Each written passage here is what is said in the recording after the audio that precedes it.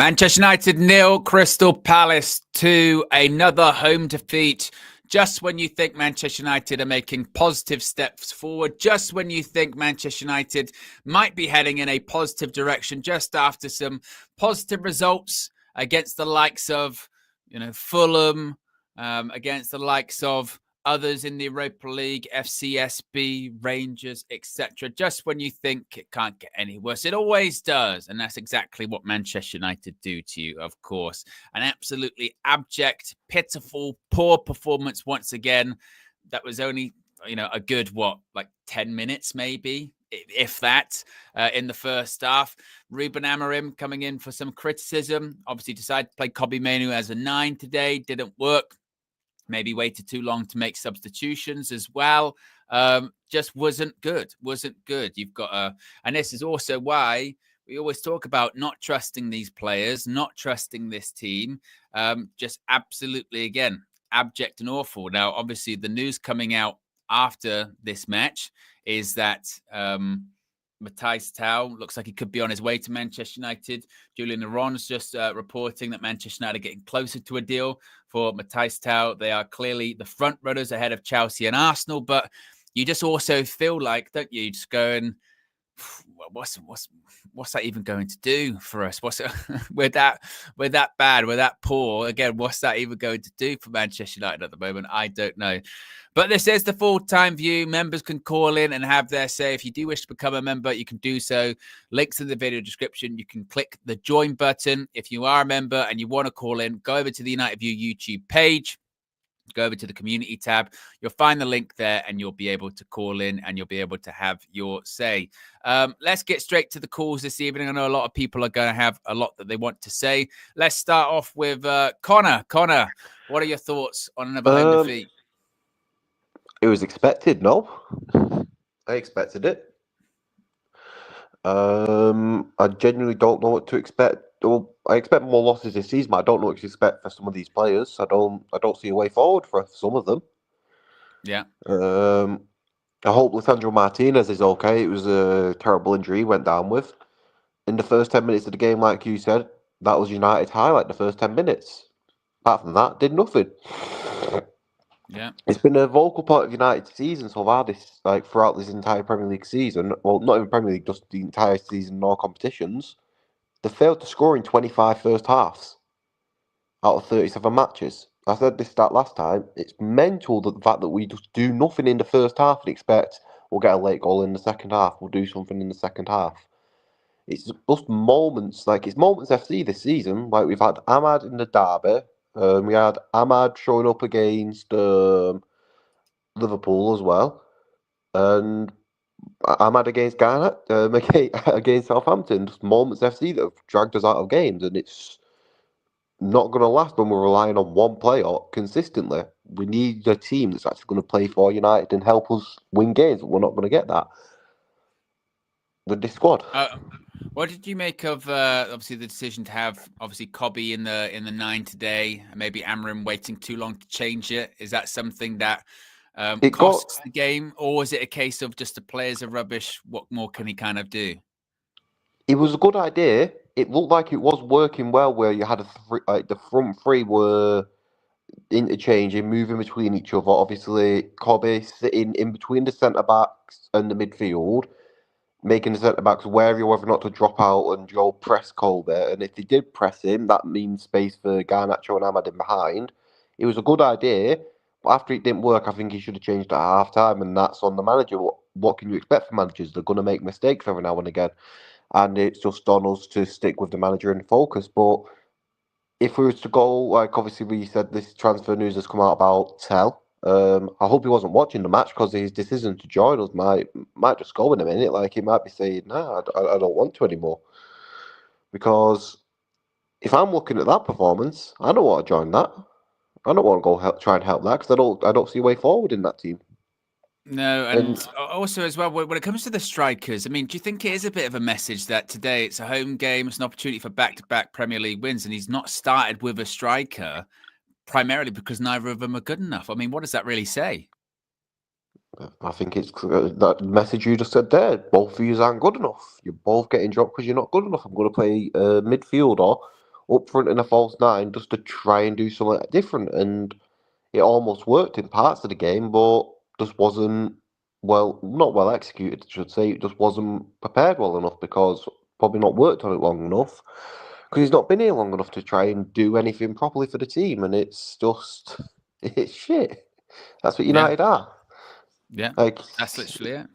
just mediocre. We belong where we are in the league table is where we belong.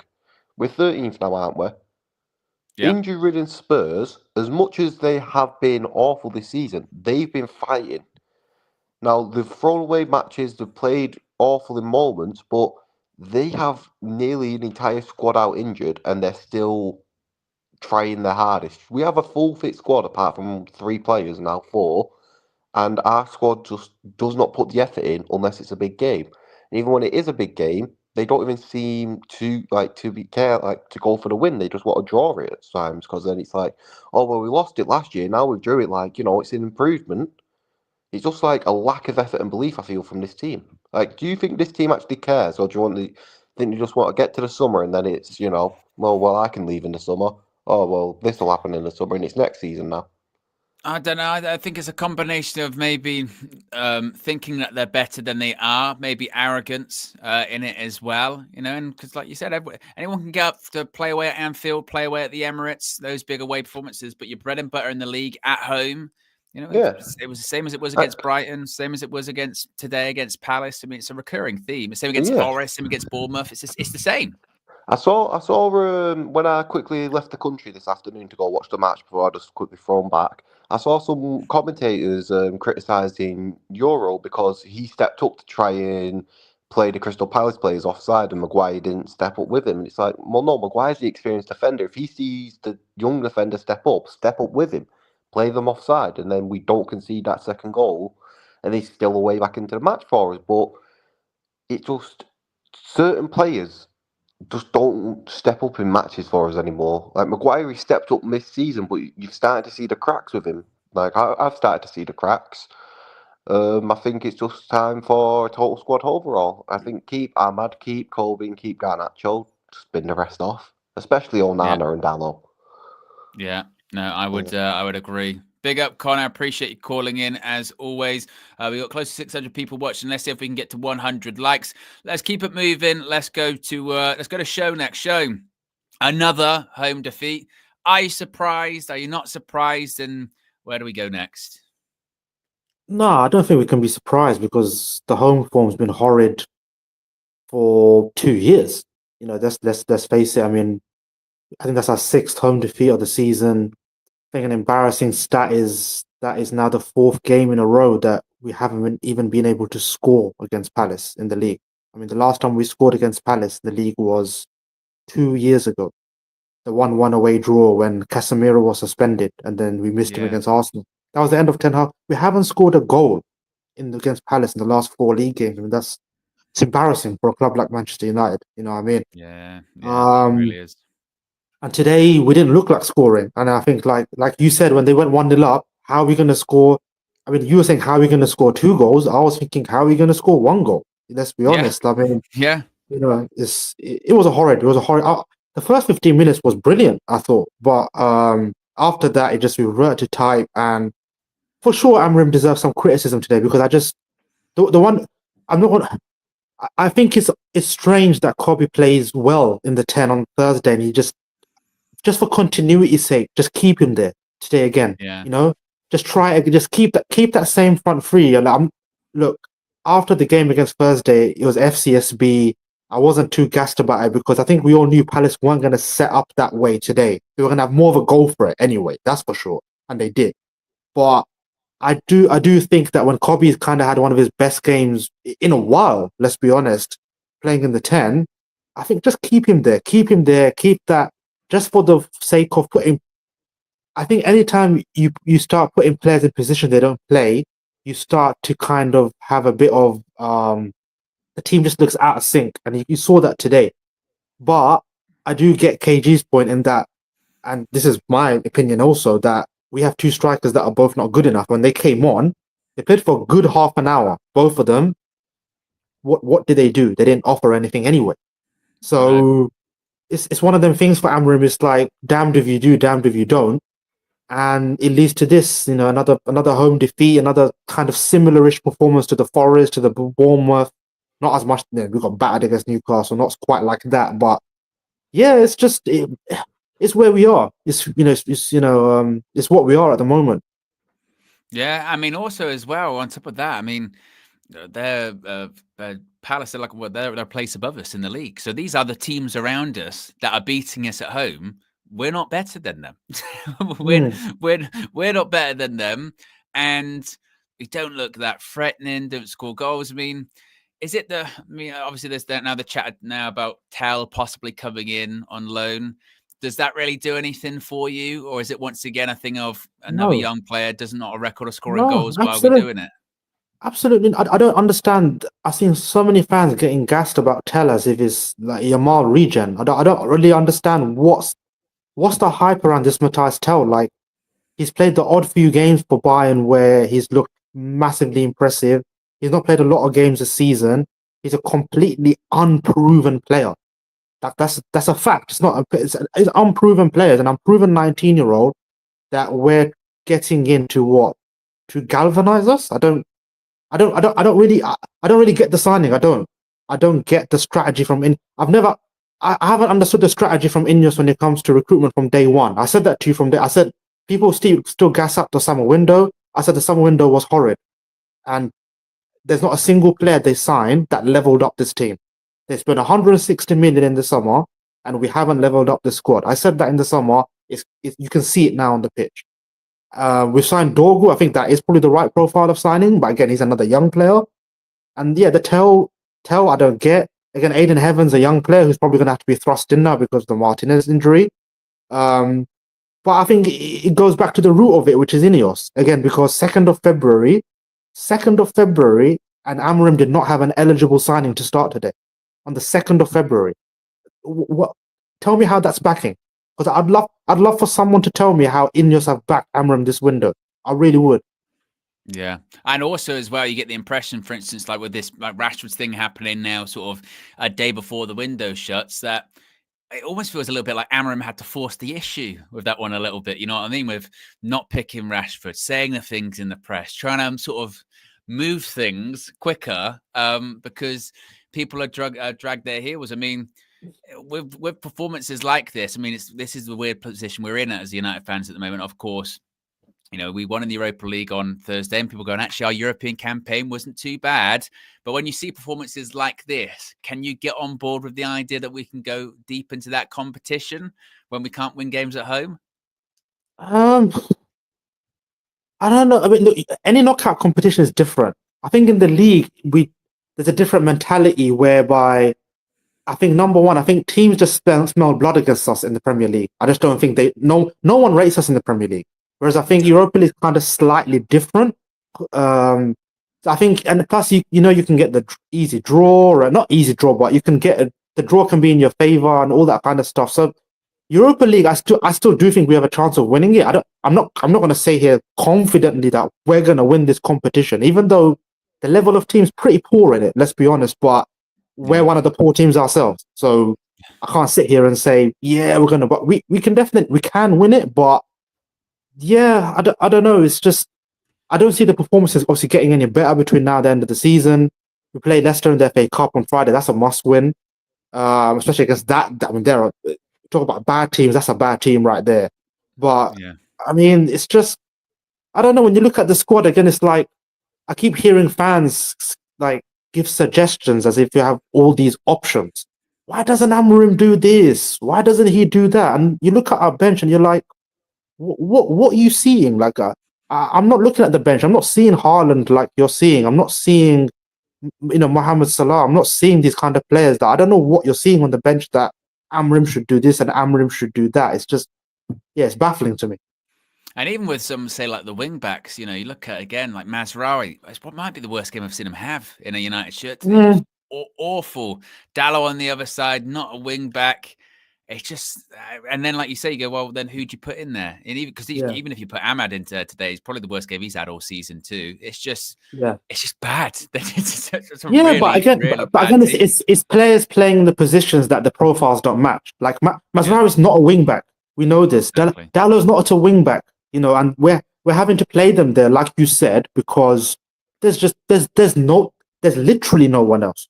You know, I mean, to be fair, today maybe the change could have been made where we put Ahmad to right wing back, and then maybe he could have taken one of the centre backs off for a striker and put Kobe back in the 10, gone a bit more attacking, right? But it's not like we haven't done that before and we still haven't lost, right? You know what I mean? So it's not there's not like an obvious solution there where you can go. It's not like when it was Ten Hag when he just wasn't playing Ahmad and we were all screaming like, this is so obvious, play Ahmad, right? So there's not a solution like that we have at the moment. So I do have sympathy for Amorim in that way. Yeah, it's going to be a long rest of the season. Big up, Sher. Appreciate you calling in as per usual. Super chat from Jay Fleming says, this was a crucial game for us, and Amorim chose this game to F around and find out. He discovered something with Kobe last game and then F's it off. Joe not happy with Ruben Amorim after that game. Let's go to another call. Let's go to Amanor. Amanor, what do you make of what you saw? Hi, Owen. I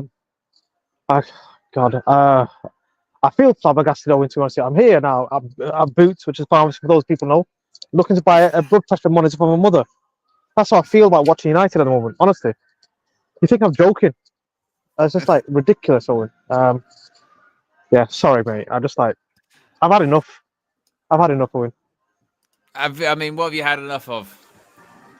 I think I've had enough of the fact that we keep changing managers. We've got these players, and these players don't seem to either not have the intensity to play the way Amorim wants to play, or Amorim is a rubbish coach and he's not able to articulate to that. I don't think it's a communication issue with Amorim. I think he's clear in his ideas in terms of what he wants to do, but these players are not delivering. And I back the manager 100% Owen, but I'm entitled to question the manager. I think the manager got something wrong today, playing Mainu as a false 9 when he played midweek, and the fact that he's not. He didn't give Mainu a chance to play in the 10. So both players and managers are at the fault. But the worst thing about this all, Owen, it's like, if you look at the Crystal Palace players, Mateta, Mark Gahey and Eze played okay. They didn't play fantastically well, but I just felt like Palace had more of a threat going forward. Every time they had the ball, they knew what to do. They were playing with the tempo, etc. I just felt like when we had the ball, we were just lacking energy and lacking that thrust to go forward and penetrate. I know you laughed at me when I said that in my super chat, but Mateta is the difference. It's just you're laughing at that point, but honestly, I'd sign Mateta now. If somebody offered me like 15-50 million for Mateta, I'm signing right now and get rid of Poland and Xerxes straight away. So it's not a laughing matter for me, Owen. What do you think it says about that he's playing Kobe in the 9 and you've got £100 million worth of strikers on the bench and we're still looking for attacking players? Yeah, first of all, we're starting 100. It's like, was it 72 million for Rasmus Højlund and 50 million for Xerxes? We were looking at 120 million. So let's get that right. And then you think, oh my God, he benched both of those players and played Mainu as a number 9. If I was those two strikers, I'd be embarrassed. I'd be thinking, I'd almost be violent towards the manager. I think, what are you doing? But where's your self-pride? And when they come on for 30 minutes, what they do absolutely nothing. And for me, Owen, I'm not surprised with the result, but I'm just gutted because I thought we could make a run. I actually thought, let's get 3, 4, 5 games of winning. But this team just seems to disappoint me. And this manager now, I'm questioning some of his decision making. I have to be honest with you. Yeah, I mean, and what do you make of the Matthijs Tau stuff? You know, is it going to make any difference? I don't give a shit. I don't give a shit. I do not give a shit about Matthijs Tau. Sorry for my language, but I've never heard of him. What's he going to do? I'm sure we had the same feelings when the Rasmus Højlund joined us or whoever. I just don't care. Is he going to make the difference? I don't know. Maybe he does, but we just need to focus on getting the existing players playing well and playing with intensity. That needs to be the focus. Yeah. Are you telling me that people like Rasmus Højlund, Bruno Fernandes, Ahmad, even Ahmad had a poor game. Like these players were playing 4 out of 10, and there needs to be repercussions Yeah, the players are. There needs to be bollocking in that dressing room. I'm sorry, mate, but I'm just losing my temper now slightly. Sorry. Yes, and use the blood pressure machine, Amador. Big up. Appreciate you calling in. Amador calling in from Boots. It always gets in. Big up, Amador. Long time member, contributor. Big up. And let's get to another call as well, whilst right. Let's go to Eminem. I mean, another home defeat, another loss. What did you make of it all today? That was just that. There was a good 10 minutes, but it was just an awful game. And the moment the starting 11 came out, I just knew that he's got no trust in the strikers. So he's trying to find a way to stitch this team together so they could actually create some chances and score goals. And in my opinion, the false 9 right after where Maino had a good false 10, like a good inside 10 game in the last one, I think you should have just kept consistency and just put him there, and maybe put Garnacho up front so we could just try that false 9, and hopefully we could get some change out of it.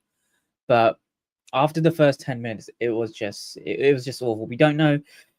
We want to build up our attacks. We bring it up from the back quickly into the midfield and then slow it down in order to, I don't know if it's to develop the team so they understand how to create chances, but it just seems like we're ignoring any opportunity to go from back to front really quickly and actually get a quick goal. And I don't know what to say. I mean, it's pretty ridiculous how bad we are playing. I think the players can give more, but I don't know how though. There's no real solution to it. I think the wing back Dorgu, I think it will help, especially because having fullbacks in the wing back position is a huge hindrance for us. It's so obvious. Yeah. Mazraoui is not good there. Dallo, I think either way, if he plays wing back or fullback or even third centre back, I don't think he'll play a good game because he's been so poor lately. But yeah, we need actual wing backs to actually get some change out of the game. Otherwise, we're not going to get anything, and we'll probably just make it to 40 points. What do you think it says about, with Xerxes and Hoyland, that Amorim, he's been in and out now for a couple of months and he's playing Kobbie Mainoo up front instead? And like you said, after Kobbie had a good game in the 10, is that a message that he needs a striker? Is that a message that he doesn't rate Hoyland or Xerxes? Because they also came on and they didn't offer that much anyway either. Yeah, pretty much. I think especially considering we are lacking any goal threat. If he put if Rashford was still in the team and he put Rashford in there instead of Xerxes and Hoyland, you go, maybe it's not that big of a issue because Rashford still could play number 9 and maybe link up a bit more. However, that we had no attacker except Garnacho, who's a winger, and Ahmad, who's a winger. But we had no actual out and out striker, a sort of a player that can actually play that role in the starting 11 today, and that is a big tell that we need to bring someone in. And it's probably Amorim just telling the board as well, these guys won't work. I think either both of them get sold in the summer. Otherwise, I think it'll be Hoyland, and Xerxes might be given another year to integrate because obviously he's only been about 7 months, 6-7 months.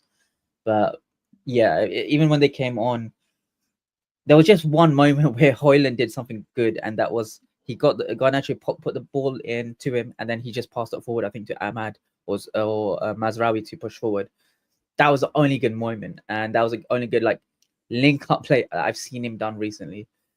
Other than that, he's very, very basic. As I've said before, that his foundation is so poor in terms of his overall game, and I don't know if he's going to last. And just finally, with the news about Tal, does that fill you with any confidence, or is it actually once again a bit of concern because it's a young player, hasn't scored a load of goals across the front line, not really a striker? Is it really actually what we need after what you watched today? We need we need an experienced striker to actually help us through this rut. And I don't think Tal is going to be that guy because he won't be able to. Well, he'll have all the sort of the fundamentals of just a kid coming into a team. It's just he's going to have those. His behaviors on the pitch is going to be a bit more naive than a mature player like Kane or anything like that. So I don't think it'll be that big of a help. I think we can use that a attacker right now because obviously Rashford's gone and he's not in the team for the last month. We're not scoring any goals, but we need a bit of a fresh player to help us there. So I welcome it. I do think he's actually a good prospect because I've seen a few games with Bayern Munich, and then I did see the game that we played away where he scored against us, and it was a really good goal, and his movement was really good. So the foundations look good, but if on a loan he actually shows it, I don't know, because this right now we have a really rubbish environment for him to show it. Yeah, that's the concern with young players, isn't it? Indeed. Big up, Eminem. Appreciate you calling in as always. There you go, guys. That's the full-time view for you. Another loss for Manchester United today. Oh my god! It never rains, but it pours. Honestly, and I'd seen that Arsenal 1-0 up against Man City in just 2 minutes in the game on Super Sunday. So. But enough football. My goodness me. Be sure to check out KG. You'll be redirected to his channel for a hate along for the Arsenal City game. Of course, they're going to be fan views, player ratings coming out from outside Old Trafford. Tomorrow morning, we'll be back live 9 a.m. deadline day for the January transfer window, even though it's February. We'll see if Manchester United confirm any late transfers. Will Matthijs Tau be on his way to Manchester United? Will we see any more outgoings? Will we see any deadline day drama? We'll have it all covered here at United View.